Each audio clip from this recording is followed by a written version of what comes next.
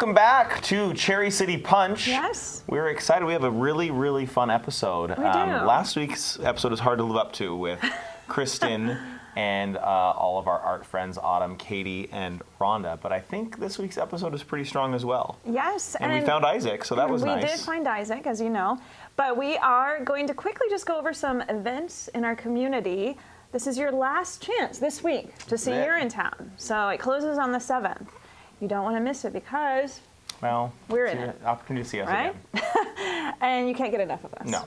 Now we do also have opening up in the theater community, Almsville Community Theaters, Things My Mother Taught Me.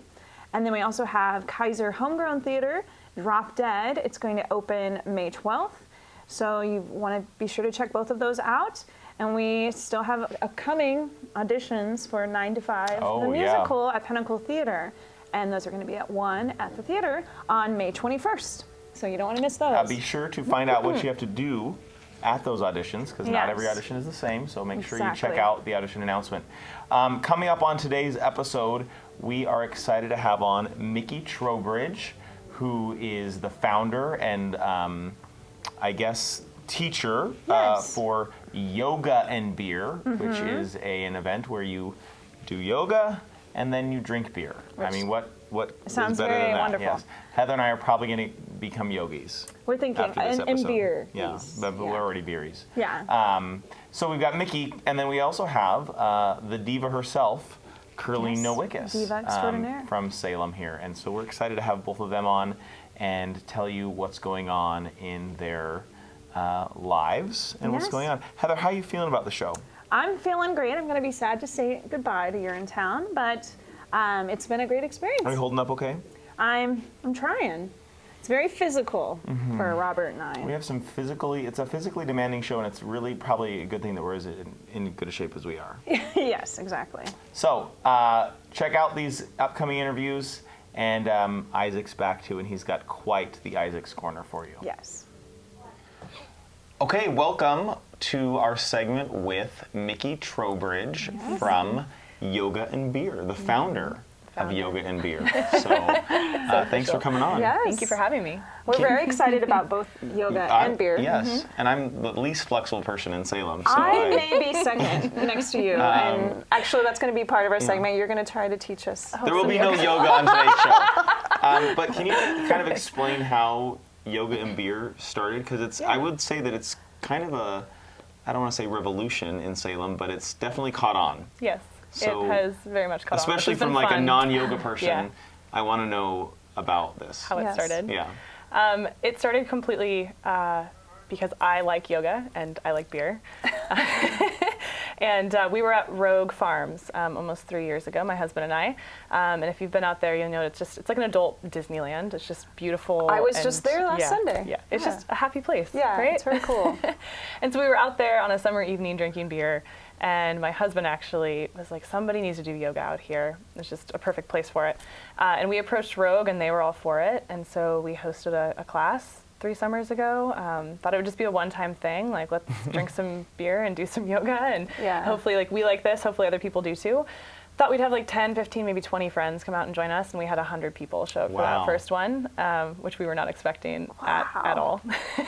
I didn't even have a mic yet at that point, and so I literally screamed the whole class, which was not very relaxing. relaxing. Super relaxing. And so then we decided that so many people came out that we had like found something that made yoga just maybe more approachable, not as intimidating for people, and focused on the social aspect of it as well. You know, like yoga is about connecting with yourself, but I think we as humans also all crave an opportunity to connect with others too. And so often in our day-to-day work life and balancing all the things, like those opportunities sometimes as adults are harder to come by than we think. And so we just kind of kept it going because it seemed to be this really lovely, unexpected pairing of things that people enjoy. And it does make it approachable. For some reason, throwing beer in there just makes all of a sudden people are like, oh, I could do that. Yeah. Knowing I would be going to a brewery or a farm or a park or whatever is much more appealing than walking into a yoga studio, not knowing how to do yoga, not knowing if I'm dressed appropriately for Right. yoga, Not knowing if maybe you're having a breaking yoga rules mat. that you don't even know like exist. what are Yes. the rules Yeah. of yoga? So, I mean, at least there's that social lubricant of Definitely. beer that Yep. I think helps every adult. Yes. Yeah. Agreed. Yeah. And I'm sure you have various ability levels Yes. when you have these events. All the way from people who've never done yoga before to people who practice 7 days a week and have been for years. So you started at Rogue Farms. Yep. And you were doing something else as a day job. Yes. And you have now progressed to dropping all of those things, and yoga and beer. Well, is yoga. your- Yoga's my full-time thing. Yes, okay. So yes, beer. Okay. Just beer every day.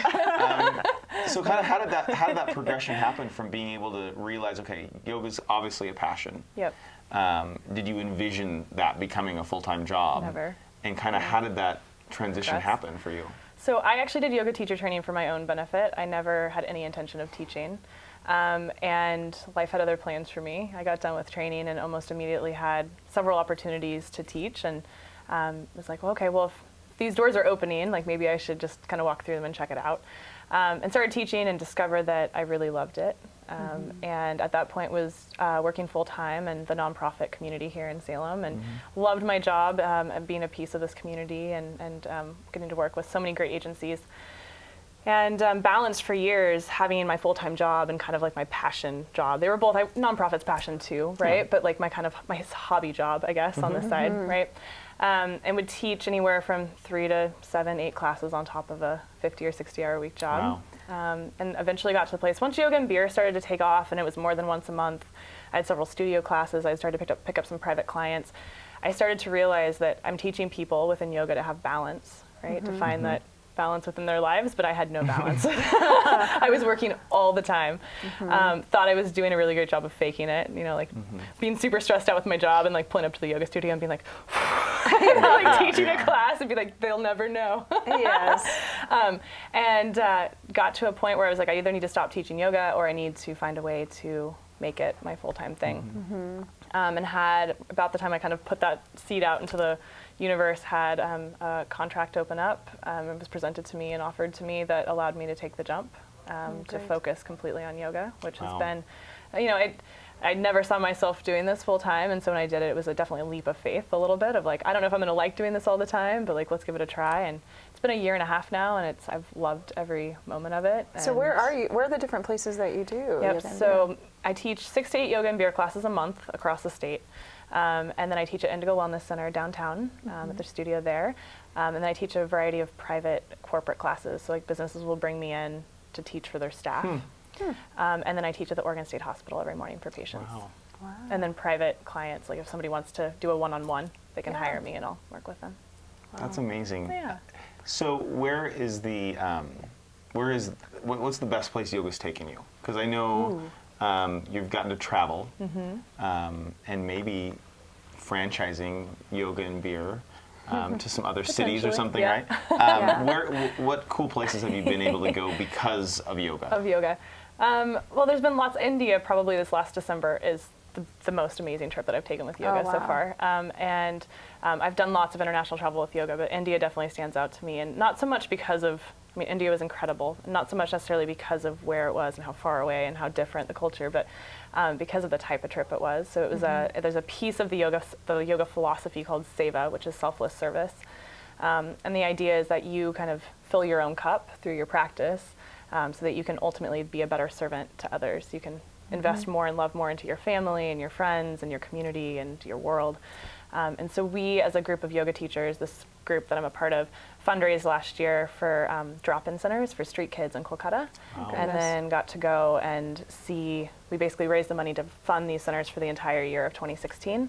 And so we went and got to see the kids and go to the centers and interact with the agencies that are running them. And so it was pretty incredible. That sounds like it. Yeah. What year did you get when did you start yoga, I guess? How many years have you been doing yoga in general, and then when did you get your teacher certification? I started practicing in 2007, and then got my certification in 2010, and started teaching in 2010.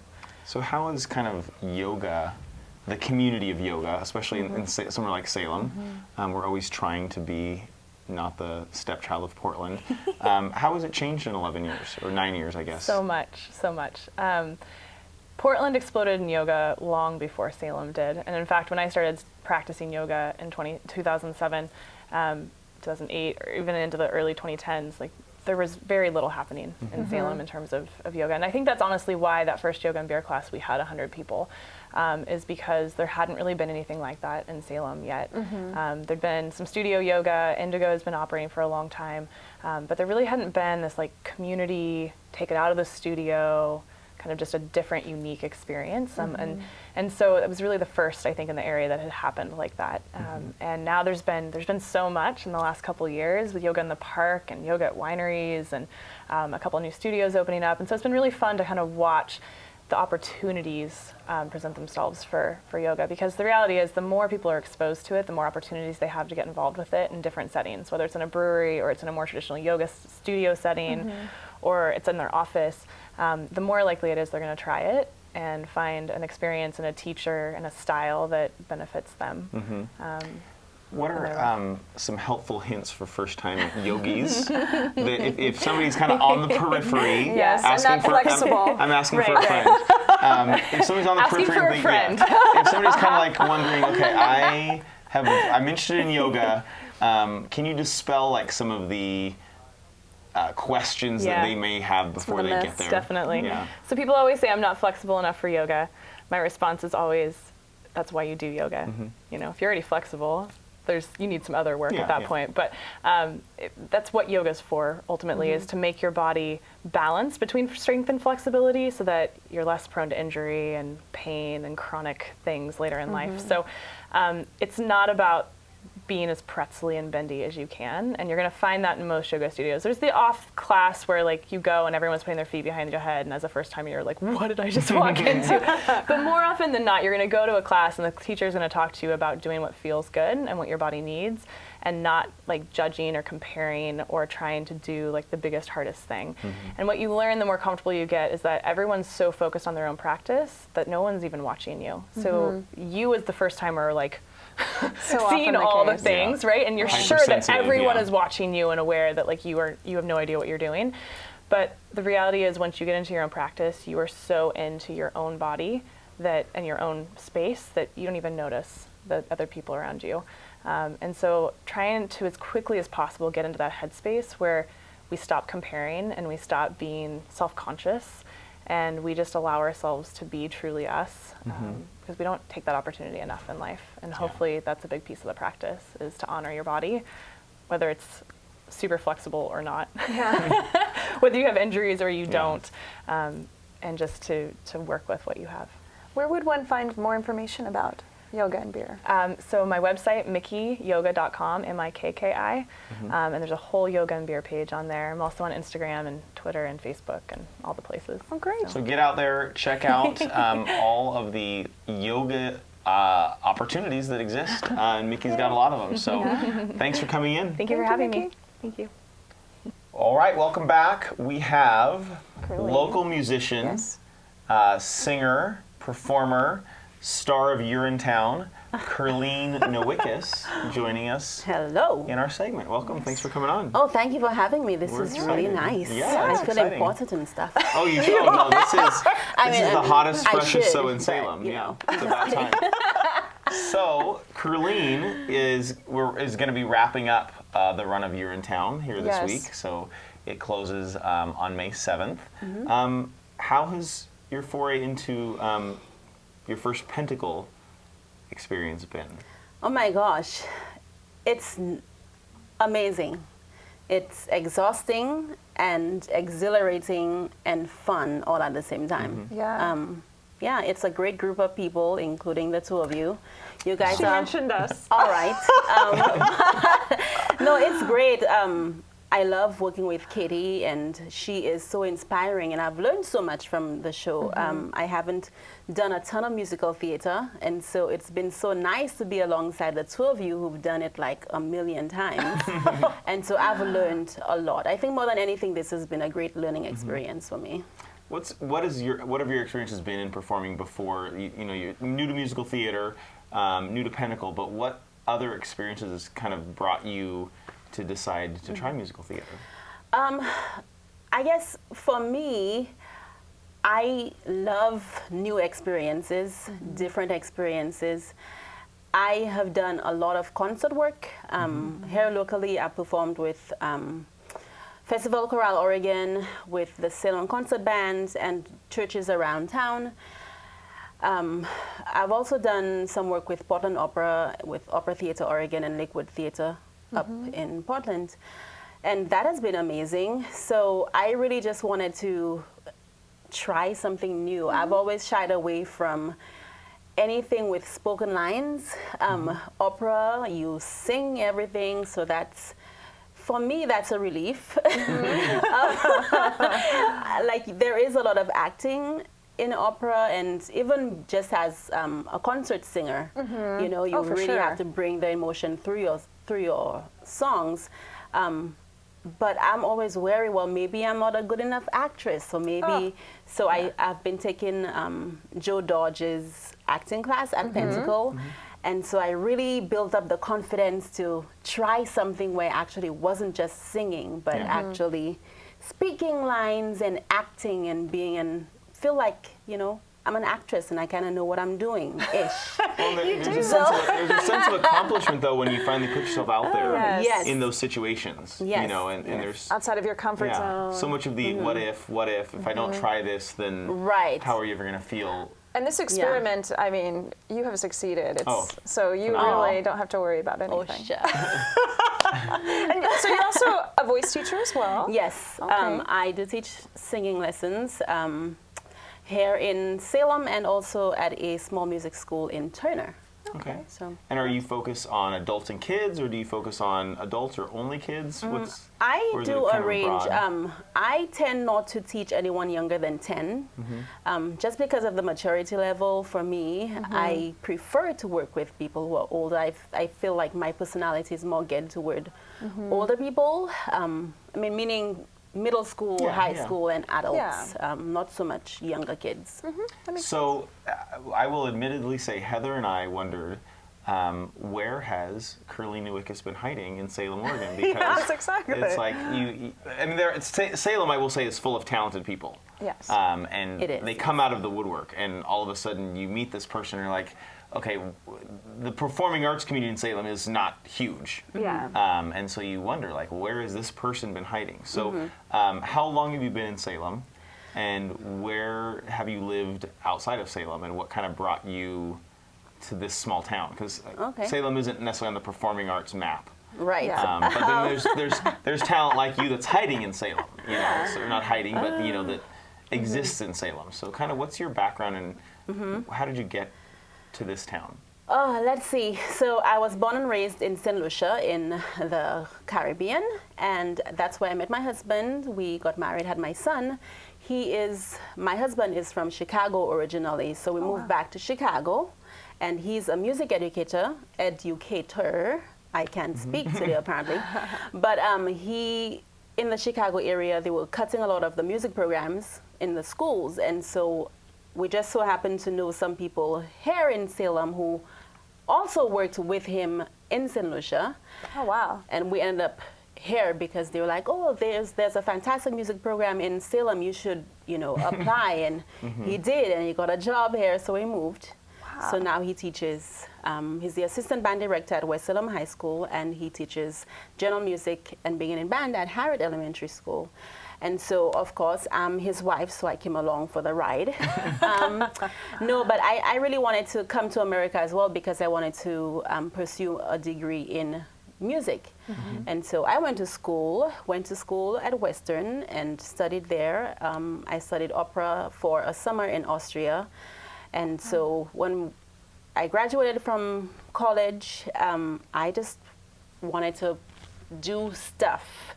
And so concert work here, you know, obviously you haven't been to any of the Salem concert band shows. I know, I mean, now I know. Because you would have seen me there a couple times. We'll need to get back to them. No, but I've done things here locally, and I also sing with a Jimmy Buffett tribute band, which is super fun. Okay, and so how did you get hooked up with that?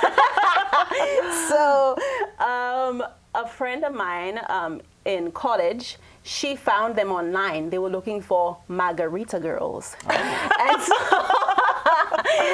so she auditioned for them, and they needed one more person. And she's like, you have to have my friend Girline. And so I started singing with them about 6 years ago. And we do concerts in parks all around Oregon and Northern California and Washington. Private events, concerts in parks, you know, you name it, we do it. Is that a year-round, or is that mostly in the summertime? We are mostly seasonal. A lot of our work, since we do a lot of work in parks for concert series, so that's summertime, spring, summer, and early fall. If we do anything in the fall, it's usually private events. They need to submit for the Salem Art Festival. You know, I don't know if they've ever done that. They should. That would be really. I would think that would be really popular at, I think so at too. the art fair. What's your favorite Jimmy Buffett song to sing when you're with the tribute band? Let's see. You know, it's hard to pick a favorite, but Doesn't he only have one song though? Margaritaville. Yeah, I mean, what else is there? Cheeseburger in Paradise. Those are the only two songs I know. I love cheeseburgers in Paradise because people always get involved. I mean, people go crazy. I didn't know Jimmy Buffett was a thing it's in this huge. area. I was like, this is I'm sure. interesting and fun. And no, it's amazing fun. But Margarita Girl is definitely one of my favorites. Because you are a Margarita Girl. Because I am. So you finished your year in town. What is next for Curly and Newickus in the next? What do you see happening in the next year? In the next year, career-wise. So I have auditioned for many things the past few months. So hopefully one of these many things come through and I actually get into another show. I would love to do that. I am singing with the Willamette Falls Symphony in June, and they're up in Oregon City. I will also be doing my Jimmy Buffett stuff. So really throughout the rest of the year, I have that one symphony opera performance that I'll be doing, and Jimmy Buffett for the rest of the time. Awesome. Well, if someone wanted to find out more information about you, so how to either book your band or do you have a website or something? I don't have a website currently. I do have a Facebook page. Okay. The Jimmy Buffett Band does have a website. We're called The Cheeseburgers Band Eugene. Apparently, there's another Cheeseburgers Band somewhere in Oregon. Okay, well. You know? Wow. How dare they? But we're the one in Eugene. And so they can find us online and book through that website. As far as getting in touch with me for other things, Facebook would be the first place to And go. you have a Curly Newickus performer page. Yes. And so contact them through your performer page, not your personal Facebook page. Right, that would be preferable. Yes, okay. Yes. Don't go Facebook creeping Curly. Right. Heather. Yes. Heather did a lot of research. No. Well, thanks for coming on. Oh, thank you. You've been wonderful to work with when you're in town, and hopefully we will see a lot more of Curleen on the Pentacle stage Yes. coming up. So, Come to our show. It's amazing. Yeah, don't miss it. all right, thank you. Hello, and welcome to Isaac's Corner. If you film a weekly TV show and no one watches it, did you still film it? Yes, and you spend a large portion of your Saturday doing it. I have a little special treat for you today. We're going to teach you, our viewer, how to draw a picture of Robert. So, I have a little clipboard here and a Sharpie. You can find clipboards at most kind of stores that sell things that might have a clipboard in it, like office supply stores. You don't need a clipboard for this, but I'm using one. You do need a pen. It doesn't have to be a Sharpie, but that's what I'm using. You do need paper, though, unless you want to draw it on a wall or something. But I don't know. That's really up to you. So I like to start with the nose. Robert has a very unique kind of nose, so I just like to start with that. And well, here, there's the nose, if you can see. So you just kind of start with the nose, kind of half profile. Then I like to go in with the eyebrows, big, thick, dark eyebrows on Robert. And just take them in real close to the nose. And then kind of curl them around down the sides of the, where you're going to draw the eyes.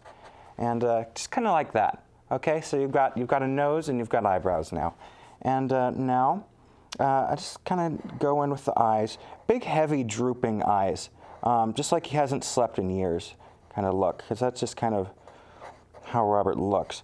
And make sure you put some bags under the eyes and then also like some age lines over them. So I'll show you this in a second here, but let's just get that in there. Lots of bags. There really, you really can't have too many bags over the eyes. And just put, and you can even put, so there you go, those are the eyes.